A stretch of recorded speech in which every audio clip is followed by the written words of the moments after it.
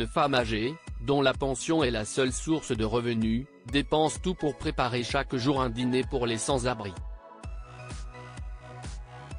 Un soir, ils affluent à l'improviste sur le pas de sa porte, et elle ouvre, sans être préparée à voir ce que l'un d'entre eux tenait dans sa main.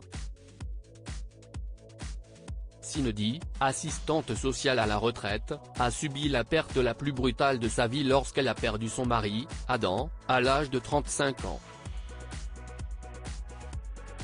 Au cours des décennies suivantes, sa vie s'est transformée en un cauchemar sombre et hanté de chagrin, de solitude et de douleur. Elle a pris sa retraite à 69 ans et n'a pas eu d'enfant ni personne qu'elle pourrait appeler famille. La pauvre Cindy n'avait plus que des souvenirs de son défunt mari, de leur rêve inassouvi d'avoir des enfants et de la période sombre de son enfance qu'elle avait passée dans la rue avec ses parents sans abri.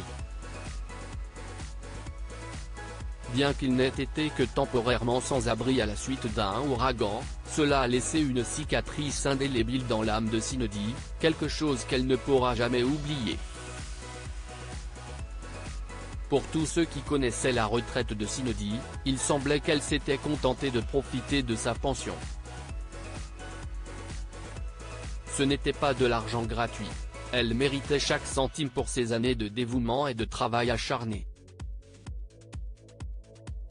Cindy aurait pu passer ses vieux jours tranquillement avec son allocation, mais ce n'est pas ce qu'elle voulait. Quelque chose d'autre hantait son esprit. Quelque chose à propos des sans-abri dans la station de métro qu'elle rencontrait chaque jour pour se rendre au travail. Il lui rappelait son enfance et les difficultés de ses parents à s'offrir au moins un bon repas par jour.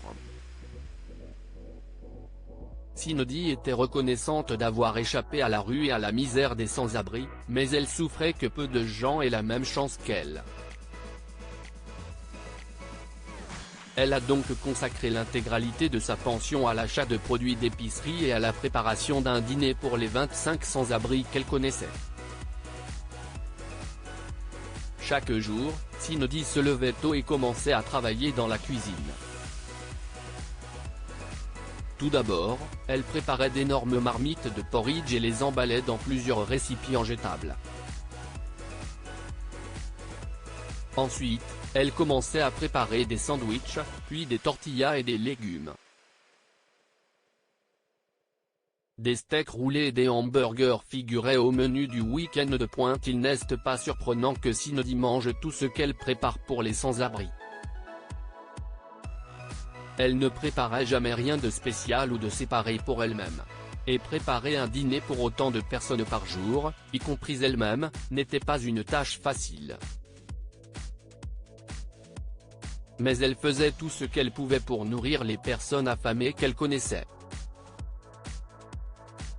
Les sans-abri de la station de métro n'ont jamais assez remercié Cindy pour sa gentillesse. Ils lui ont même demandé où elle vivait, mais elle a refusé de divulguer son adresse.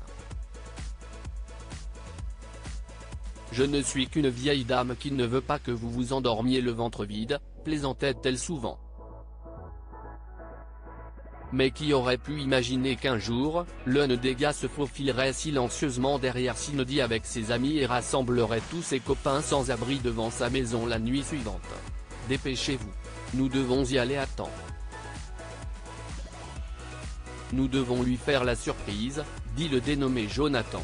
Ses copains de la troupe des sans-abri ont approuvé et ont marché jusqu'à l'adresse de Cindy. Cette dernière ne se doutait pas qu'il viendrait lui proposer quelque chose qu'elle n'aurait jamais pu imaginer. Ce jour-là, Cindy avait fait une pause dans sa cuisine. Non pas qu'elle soit épuisée ou qu'elle ait renoncé. Elle avait donné aux sans-abri des encas qui ne seraient pas pourris pendant le long du week-end. Même si Cindy a fait une pause, elle a veillé à ce que les personnes qui dépendaient d'elle aient quelque chose à manger. Quelle bonté d'âme pour Cindy. Mais elle n'était pas préparée à ce qu'elle allait voir cette nuit-là. elle entendit frapper fort à sa porte et coupa le son de la télévision avant de se lever pour aller ouvrir.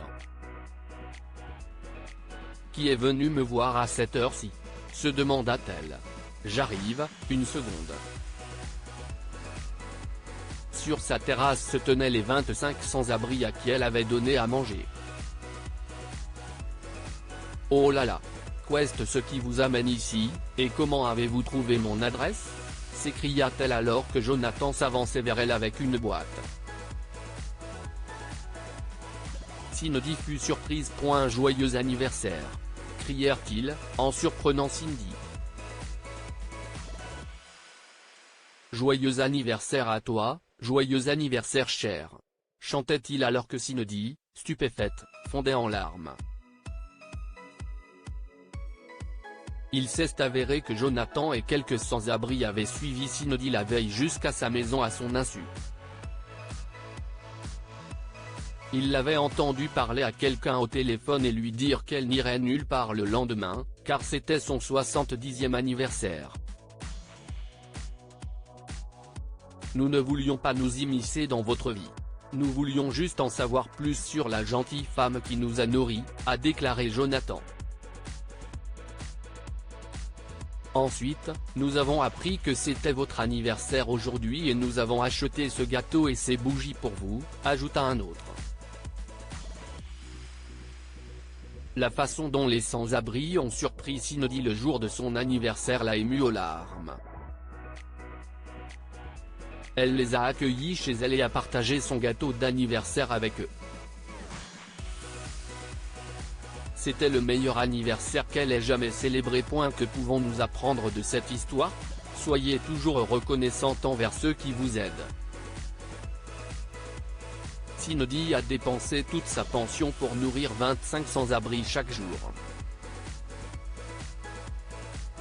Touché par sa gentillesse, il l'honnête surprise le jour de son 70e anniversaire avec un gâteau. Alors que Cindy passait habituellement ce jour spécial seule, elle a cette fois-ci célébré le meilleur anniversaire de sa vie avec tous ses amis sans-abri. Tout le monde mérite des jours meilleurs, alors aidez les nécessiteux chaque fois que vous le pouvez. Alors que Cindy aurait pu mener une vie tranquille avec sa pension, elle l'a entièrement consacrée à l'achat de nourriture pour les sans-abri. Elle veillait à ce qu'ils prennent un bon repas par jour et ne dormait jamais le ventre vide.